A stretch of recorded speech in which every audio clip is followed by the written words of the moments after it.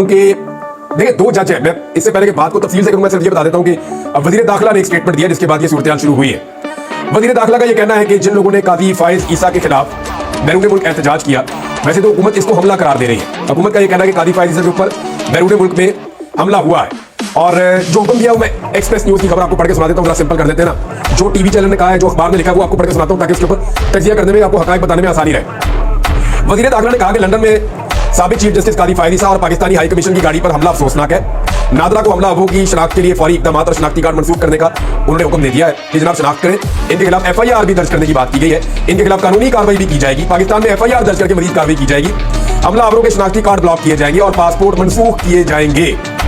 ये जनाब वजीर दाखिला ने कहा कि जो काजी फायज ईसा साहब की इज्जत अफजाई हुई है बरतानिया में, उस हवाले से। अब देखिए दो जजेस हैं जो इस वक्त पाकिस्तान में नहीं है। एक चीफ जस्टिस के बड़े मनसब से रिटायर हुआ, आज से 1-2 साल पहले उसकी पाकिस्तान में बहुत इज्जत थी, लेकिन जब वो अपने मनसब पे आकर बैठा चीफ जस्टिस के, तो इंसानी हकूक को भुला दिया।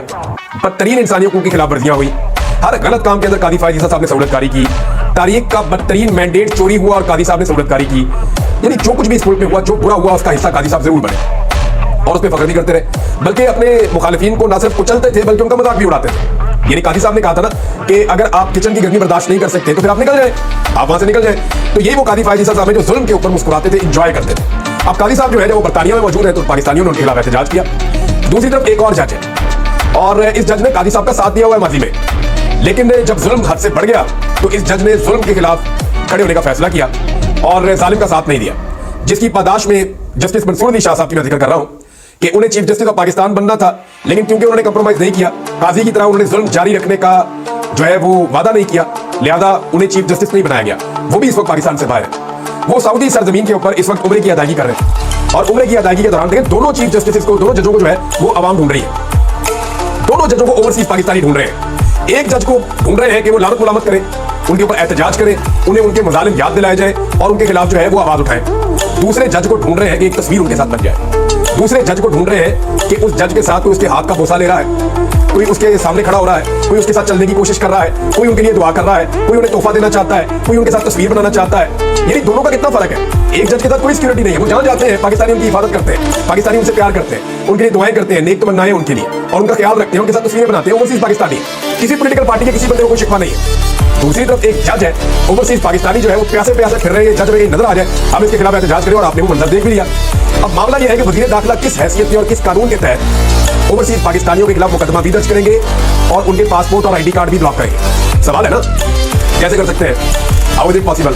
भाई वो वहां शख्सी आजादी है, वो बरतानिया है, वहां पे जमहूरियत है, आजादी है, इज़हार राय है, वहां पे रूल ऑफ लॉ है। अगर तो इन ओवरसीज पाकिस्तानियों ने कानून को हाथ में लिया तो कानून के मुताबिक वहां इनके खिलाफ कार्रवाई हो सकती है बरतानिया में। ये सब जानते हैं। बहुत सारे मुकदमा PMLN के लोगों ने PTI के लोगों पे और बहुत सारे PTI के लोगों ने PMLN के लोगों पे भी किए हुए हैं और दोनों तरफ के लोगों ने अपने अपने मुकदमा जीते भी हुए हैं। लिहाजा वहां पे रूल ऑफ लॉ है।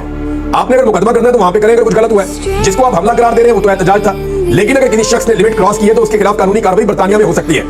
लेकिन बरतानिया में होने वाले एक एक्ट के ऊपर पाकिस्तान का वजीर दाखिला पाकिस्तान में FIR दर्ज करके कैसे पाकिस्तान के अंदर जो है वो ID कार्ड और पासपोर्ट ब्लॉक कर सकता है? एक वाकया जिस मुल्क में हुआ है वहां पे वो जुर्म नहीं है, लेकिन पाकिस्तान में उसने जुर्म बना लिया कि उसको बुरा लग रहा है। इसी वजीर दाखिला को गौर करना चाहिए कि पाकिस्तान में क्या हो रहा है। क्या वजीर दाखिला को एक दिन पहले चौधरी एजाज की बीवी की प्रेस कॉन्फ्रेंस नजर नहीं आई? उन्हें पता नहीं चला कि 11 माह के बच्चे को बाजू से पकड़ के घसीट के नीचे फेंका गया बेड से? क्या उन्हें पता नहीं चला कि 9 साल की बच्ची के ऊपर दबाव डाला गया पाकिस्तान के अंदर और उससे पूछा गया तुम्हारा बाप किधर है, तस्वीरें दिखा दिखाकर? क्या उसको ये नहीं पता कि एक नंगे पांव नंगे सर खातून को घसीट कर नीचे लाए और एक ऑफिसर अपना बूट उसके पांव पे रख के खड़ा हो जाता है और उसे कहता है कि अपने शौहर से राब्ता करवाओ? ये नजर नहीं आया? जहां लोगों की बहुएं, बेटियां, माएं, उनको जो है उनकी इज्जतों को पामाल किया जा रहा है, उन्हें हरासा किया जा रहा है। वजीर दाखिला ने चुप कर रोजा रखा हुआ है। उधर काजी फायज ईसा के खिलाफ 4 नारे लग गए हैं तो वजीर दाखिला जो है वो कह रहा है शनाख्ती कार्ड भी और पासपोर्ट भी। ये ज्यादती मोहसिन नकवी साहब पूरे पाकिस्तान को नहीं पूरी दुनिया को नजर आ रही है। ये इख्तिदार सदा नहीं रहना। मोहसिन नकवी साहब थोड़ा सा होश करें, एक दफा अकेले बैठकर सोचें आप ये क्या कर रहे हैं। क्या जो इस्लामाबाद में जुल्म हुआ, डकैतियां इस्लामाबाद में हो रही है, पर्चे आप इंग्लैंड के वाकये के ऊपर काट रहे हैं। इस्लामाबाद में जो एक साबिक MLA की और मौजूदा MLA की भाभी के साथ, साबिक MLA की बीवी के साथ और उनके बच्चों के साथ जो सलूक हुआ, आपको इस पे FIR देनी चाहिए थी और जिन्होंने ये सब कुछ किया उनको निशाने इबरत बनाना चाहिए था। जहां होने वाली बदतरीन जुल्म, ज्यादती, लाकानूनियत और फसादियत के ऊपर आप एक लफ्ज नहीं बोलते और बरतानिया में 4 नारे लग जाए आपके पसंदीदा आदमी के खिलाफ तो आप बोलना शुरू कर देते हैं। आप तारीख में क्या लिखवाना चाहते हैं मोहसिन नकवी साहब? ये वक्त गुजर जाएगा। ये जिन लोगों के दम पे आप उछल रहे हैं एक दिन ये रिटायर हो जाएंगे। हम सारों ने अल्लाह के पास भी जाना है, वहां जाकर भी जवाब देना है। लेकिन यानी हर आदमी को यही लगता है जब ताकत उसके पास होती है कि ताकत कभी नहीं जाएगी। जब आपको अल्लाह ताला ताकत दे तो अल्लाह से माफी मांगनी चाहिए। बहरहाल मर्जी है, जो मर्जी आप करें। इससे पहले भी आपको कोई चीज नजर नहीं आ रही अपनी ताकत के सामने, आप अल्लाह के हर निजाम को चैलेंज कर रहे हैं, हर कानून को चैलेंज कर रहे हैं, इंसानियत की पाबंदियां कर रहे हैं, तो करते रहे, जवाब तो आपको देना पड़ेगा।